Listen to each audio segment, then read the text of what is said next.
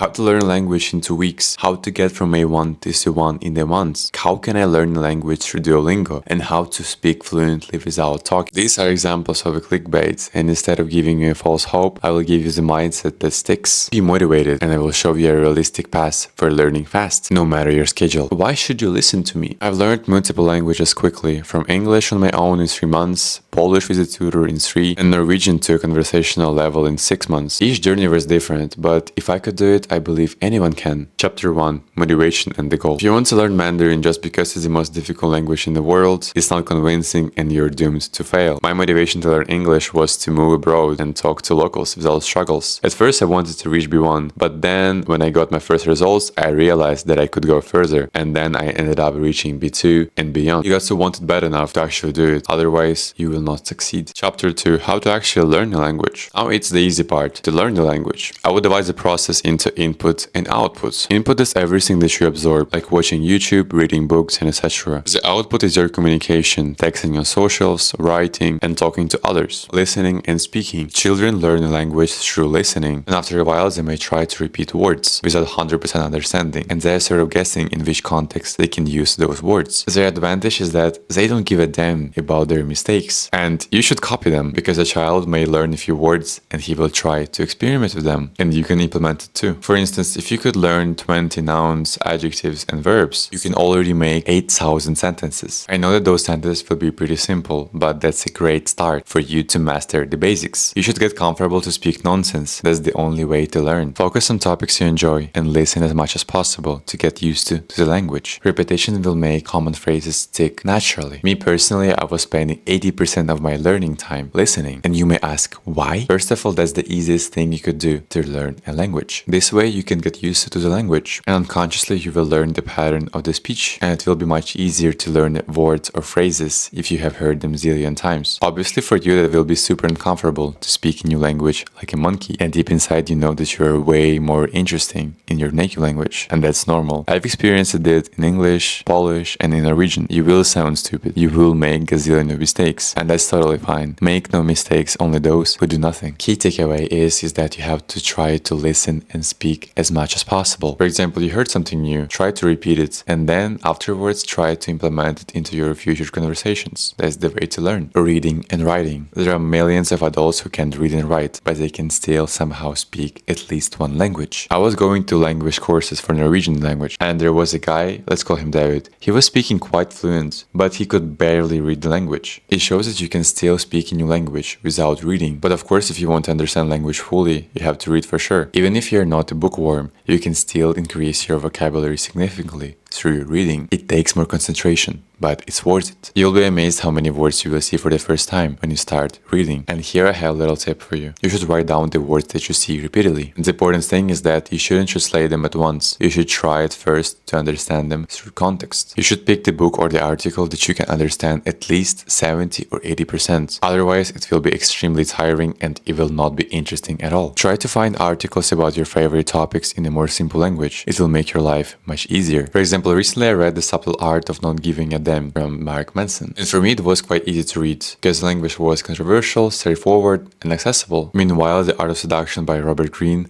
was a completely different story. And compared to the previous book, it felt literally like the final boss, because the book itself includes historical references, advanced words, and way more complex structures. And the book itself is almost 3 times bigger. And for me, that's a great book, because I'm approaching advanced levels, and so I have to feel the challenge while I'm reading. And by telling you all of that, I want you to understand your current level, and so you have to understand what you can read and what you cannot. If you're going to pick the book that is going to be too hard for you, you will not have any will to read in that language. And I guess that's not what you want to have. And before you pick a book, you should keep your ego in check. And so if you like reading, it's great, but if you don't, you can check out my book recaps here. With writing, you should implement the same advice from speaking, but on paper. Don't be afraid to make a mistake, and the more you read, the easier for you it will be spelling the words. Practicing writing is quite easy, because you can do it literally with anybody. Even by using ChatGPT, you can improve your writing skills. For example, after a conversation with AI, you can try to ask for feedback in form of lessons. You can also try to find a native speaker. You can test with him and ask occasionally for feedback about your grammar, spelling, and etc., pronunciation and vocabulary. As you know that every language has has 4 parts: speaking, listening, writing, and reading. That's cool, but a lot of people forget about working on pronunciation and constantly building vocabulary. For example, you in Norwegian, it means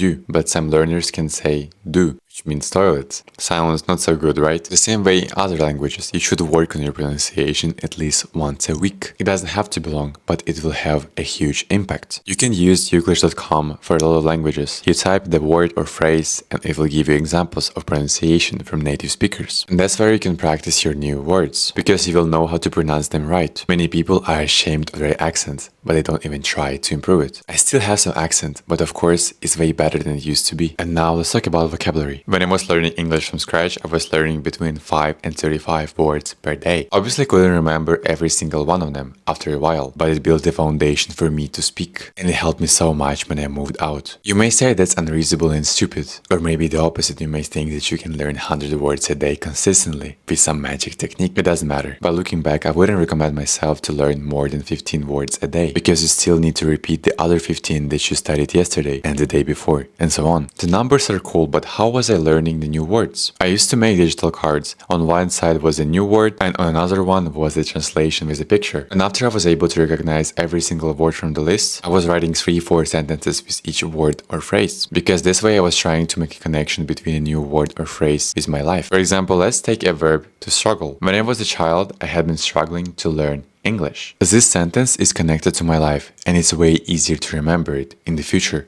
I hope that you understood the logic, but you should do it repeatedly. Finally, how much time do you need to spend every day? It all depends on how quick you want to learn and at which level you are. For example, I use English daily, and so my time commitment is way higher. But when I was learning Norwegian, I was trying to dedicate at least 1 hour a day to English to maintain my fluency. And so it all depends on your motivation, schedule, and goals. By the way, I'm thinking to make a video about how I went from A1 to B1 in English in just 3 months. Disclaimer, it's not that realistic because I was learning full time, and so you may not be able to replicate it. But if you want that video, let me know in the comments. Long story short, I can't give you the exact pathway, because for all of us it will be a different one, but you need to know one thing. It all starts with the belief that you can speak a new language, and keep in mind that it will not be easy. And if you're starting from scratch, more likely that you will not see almost any results after 2 or even 3 weeks. At least it was this way in my case with English and Norwegian. But the thing is that you shouldn't care about that, and instead use the tips from this video and just keep moving forward. If I could summarize everything that I said, you should listen and read as much as possible, and time from time you should practice your speaking. With writing, get a friend on the internet or use ChatGPT. Learn at least few words a day and work on your pronunciation. Honestly, it took me a while to make this video, and I was trying to keep it as short as possible. And if you want to see the video how I went from A1 to B1 in English in just 3 months, and then after that to fluency, just